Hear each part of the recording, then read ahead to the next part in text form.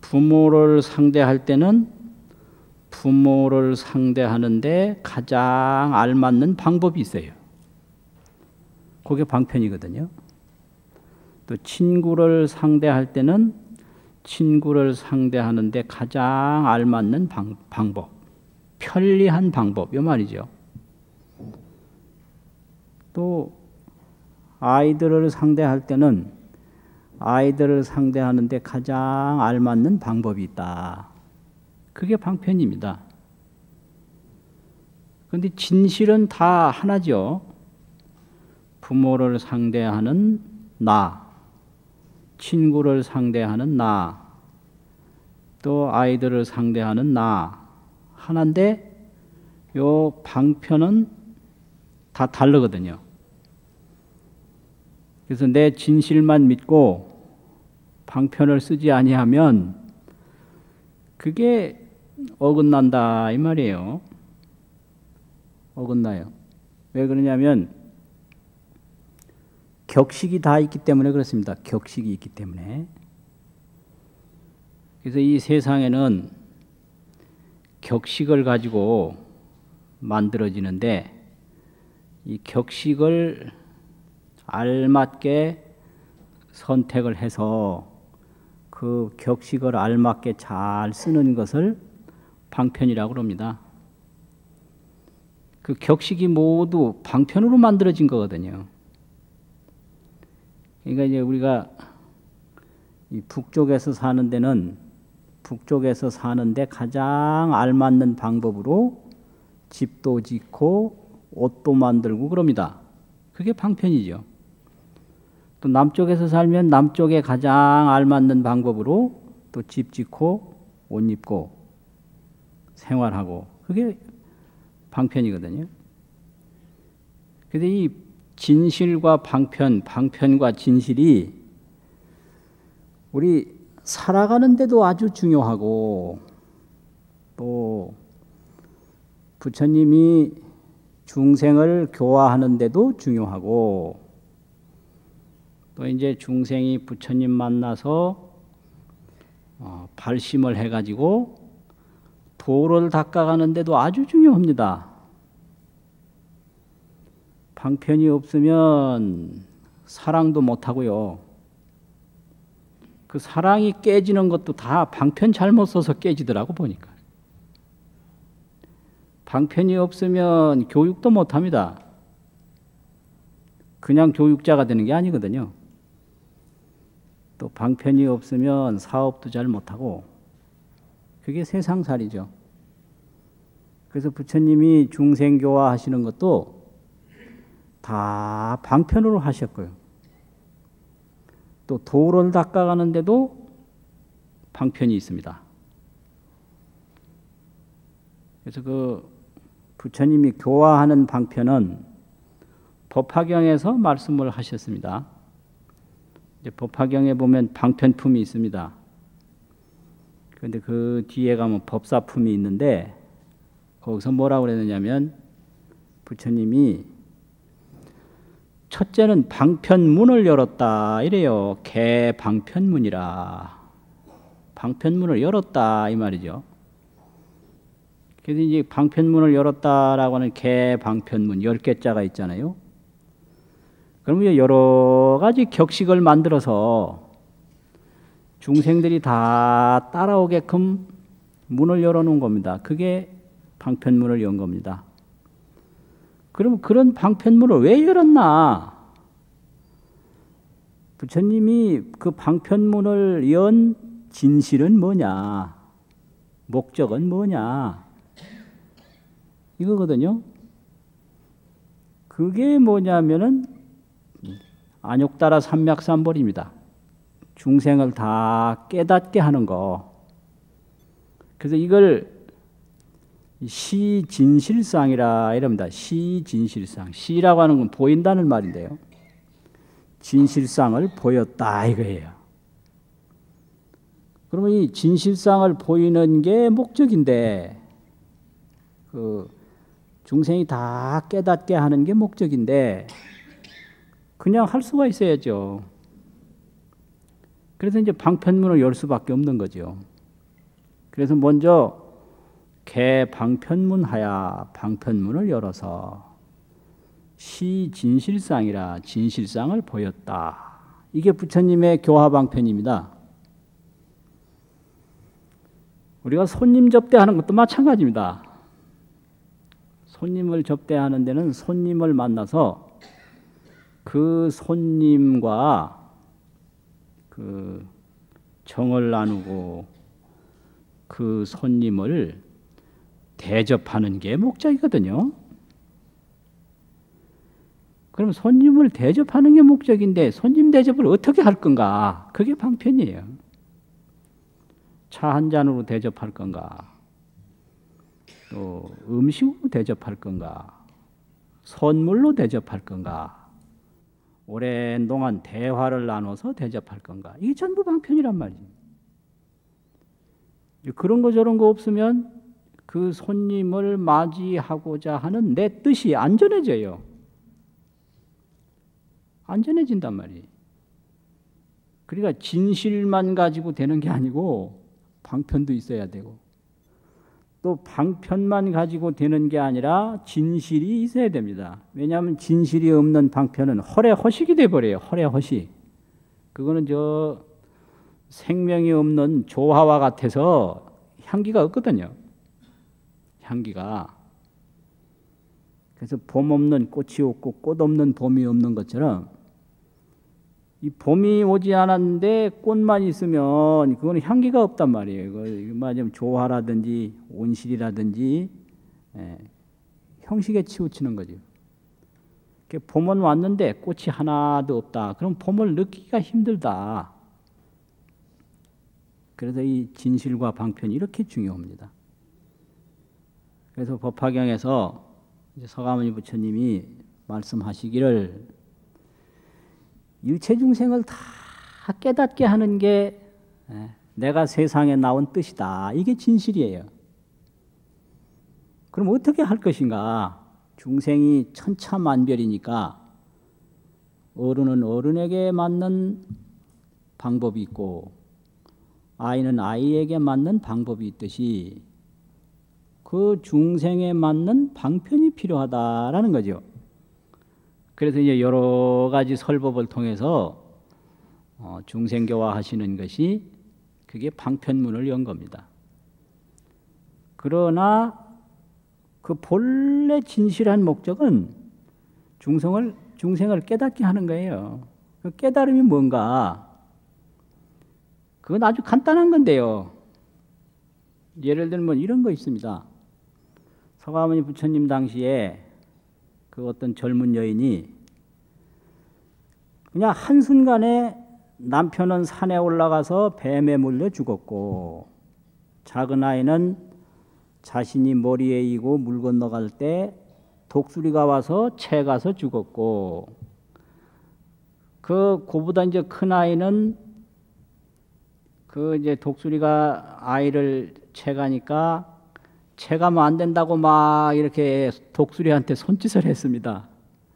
그러니까 큰아이가 저기 강가에서 보다가 손짓하니까 어머니가 자기 보고 물로 들어오라는 줄 알고 물로 들어와서 빠져 죽었어요. 그냥 한순간에 남편 죽었고 작은 아들 죽었고 큰 아들 죽었고 다 죽었단 말이에요. 이 기가 막힐 거 아닙니까 이게. 그래서 부처님 찾아가세요. 어째 이럴 수가 있냐고. 그럼 거기다가 뭐라고 하겠어요? 죽음이라고 하는 것이 뭐다라고 하는 것을 어떻게 그걸 알게 할 수가 있겠느냐. 그래서 거기서 이제 쓴 거지. 저 마을에 가서 사람 하나도 죽지 않은 집안에 가서 겨자씨 7개를 구해와라 이랬어요. 겨자씨 7개. 이게 방편입니다. 그래서 가보니 사람 안 죽은 집안은 물론 없죠. 할아버지 죽고 부모 죽고 누구 죽고 안 죽을 수가 있습니까? 그 나중에 이분이 깨달은 거예요. 어떻게 깨닫느냐?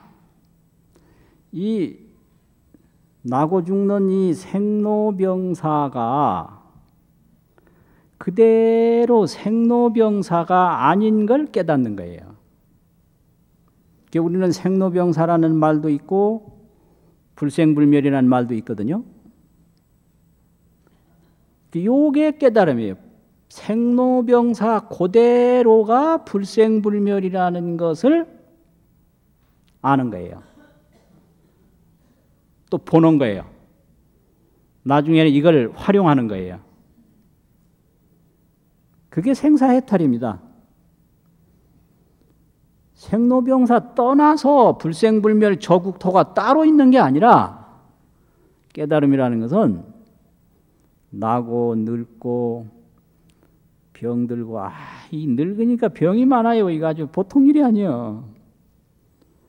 다리 아픈 병도 생기고 요새는 절도 잘 못하겠어요. 한참 걷다가 절하면 무릎이 얼마나 이게 소리도 나고 영 불편한지 아주 민망스럽게 그래요.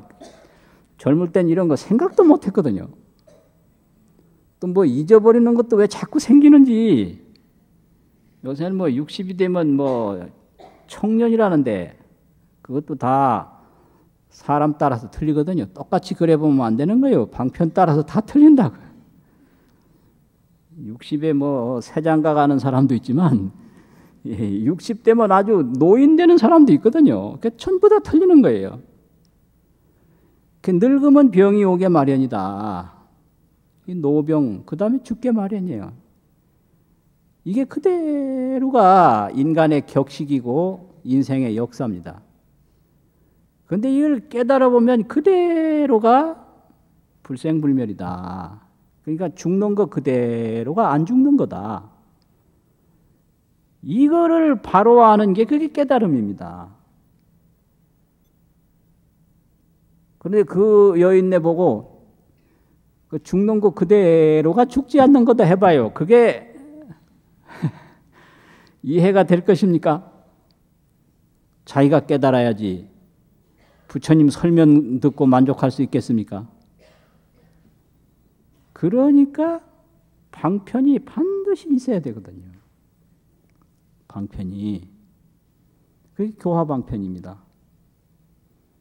그리고 이제 수도방편, 수행방편은 화엄경에서 그 말씀을 하셨는데 그 수행의 대표적인 것이 십지품입니다. 화엄은 뭐 여러 품이 있는데 거의 다 비슷한데 그 수행 절차, 수행 과정을 아주 잘 설명한 대표적인 내용은 십지품이다. 이렇게 이제 보면 거의 뭐 틀림이 없습니다.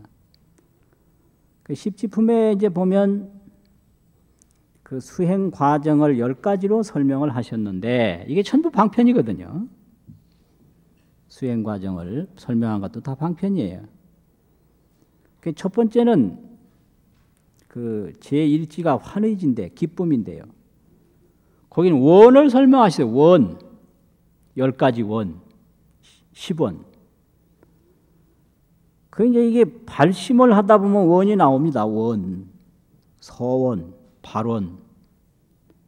이 서원, 발원이 없으면 이게 수행이 안 됩니다. 원. 두 번째는 계를 말씀하셨어요. 십선계. 계가 다른 계가 아니라 십선계입니다. 십선이 계입니다. 십선은 우리 시박 참여하지 않습니까? 그거 하나하나를 선으로 돌이키면 이게 선이거든요. 그래서 시박이니까 십선이 되는 거죠. 이 십선이 뭐냐? 우리 신구의 삼업이에요. 행동과 이런 거, 말과 이 생각. 이게 이제 잘못 쓰면 시박이 되고 잘 쓰면 십선이 되거든요. 그 이제 두 번째 이구지에서는 계를 말하시고 이제 세 번째 발광지라고 있는데 광명을 내뿜는 거. 여기서는 선정을 말씀하시세요. 선정, 사선팔정인 이런 선정을 닦는 거. 그다음에 이제 네 번째 염해지라고 있는데 이 염해지는 여러 가지 그 수행을 해나가는 37도품이라는 게 있습니다. 38가지 도품을 말씀해요. 도품이라는 것은 하나하나 닦아가는 절차고 항목이죠. 항목. 38가지 이 도품을 말씀하시고 이걸 또 분도라고 그래요. 나누어진 하나하나가 모두 도다. 나눌 분자가 있거든요. 분도. 37, 또 도분 뭐 이렇게 이야기하고 분해탈. 그 하나 닦으면 하나 해탈이라는 거죠. 이게 분해탈이에요. 분도, 분해탈, 도분, 또 도품, 도의 품목이라는 거죠. 도의 품목. 그래서 도품이라고 합니다. 37도품. 이거를 이제 염해지라고 이제 염도 역시 밝을 염자고 지혜자니까 그것을 이제 네 번째에 말씀하시고요. 이제 이 5번째가 난성지인데 난성이라고 하는 것은 어려울 난자하고 이길 성자인데 거기 가서 승리하기가 어렵다. 승리라는 건 합격이란 말이에요. 거기 가서 합격하기가 어렵다. 뭐냐 그 내용이 지금까지 이게 네 번째는 전부 자기를 위한 진실수행입니다. 원을 세우고 계를 닦고 선정을 닦고 도품을 닦고 이게 네 가지가 다 진실행위예요. 진실행위인데 이 5번째 가가지고는 방편행위 시작되는 겁니다. 다른 사람을 상대하는 내용이에요. 그래서 세상 사람을 상대해서 글을 아는 사람을 위해서 글을 배우고 사업을 하는 사람을 위해서 사업을 하고 정치를 하는 사람을 위해서 정치를 하고 이게 방편이란 말이에요. 이 대승보살 수행 중에 이게 나와요. 방편행이 나와요. 그래서 이게 소승불교하고 대승불교하고 차이점이 바로 이겁니다. 방편행. 이 관문을 통과해야 돼요. 이 방편수행을 통과하지 못하면 이 대승불교 보살수행이 진전이 없어요. 이게 그러니까 난성지다. 아주 이게 합격하기가 어렵고 성취하기가 어렵다. 그래서 이 부분을 이 진실행에서 방편행을 이루는 게 어렵기 때문에 난성이라고 그러면 난성 참 어려운 거예요. 이게 참 어려운 거예요. 왜 그러냐면 세상의 일을 다 내가 해도 자기 진실행이 흔들리면 보살이 아닙니다. 보살이 아니에요. 그러니까 진실행이 아주 청정하면서 세상을 다 수용하니까 청정하고 수용하고 수용하고 청정하고 이게 조금도 이게 흠이 없고 부족함이 없이 이루어지는 것이 이게 이제 보살행위니까 이게 보통 어려운 게 아니에요. 예를 들면 혼자 조용하게 선정을 닦는 것보다 여러 사람을 상대하면서 이 수행을 하는 게 더 어려운 거예요. 그러니까 이걸 난성지라고 그랬어요. 난성지. 참 이게 아주 중요한 법문입니다. 이게. 그래서 이 진실과 방편을 갖추는 거 그게 아주 중요하다라는 법문을 합니다. 그래서 이 난성지에 통과하면 이제 현전지가 나오는데 그때는 현전이라는 건 앞에 나타났다 이 말이거든요. 이 중생의 모든 과정이 눈앞에 훤히 보여요. 인과가 훤히 보이고 윤회가 훤히 보입니다. 그래서 그게 현전이에요. 그럼 이제 7번째는 원행지인데 그때부터 이제 보살행이 막 펼쳐져요. 그럼 이 현전지에 올라가면 성불 하는 거예요. 이걸 소성불, 작은 성불이다 이래요. 왜 그러냐면 거기까지 올라가면 후퇴가 없습니다. 이제 제8에 올라가면 부동지인데 여기는 노력하지 않아도 저절로 돼요. 저절로. 이걸 무공용행위라. 공용은 노력이고 무공용은 노력함이 없는 거거든요.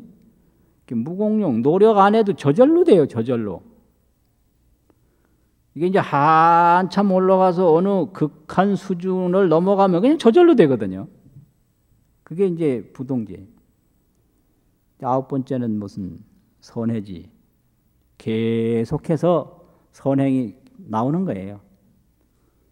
10번째는 법운지인데 그때 온갖 공덕을 저 하늘에서 비 내리듯이 그냥 내리는 거지. 그리고 딱 중간 5번째가 이거 난성지가 있는 거예요. 난성지.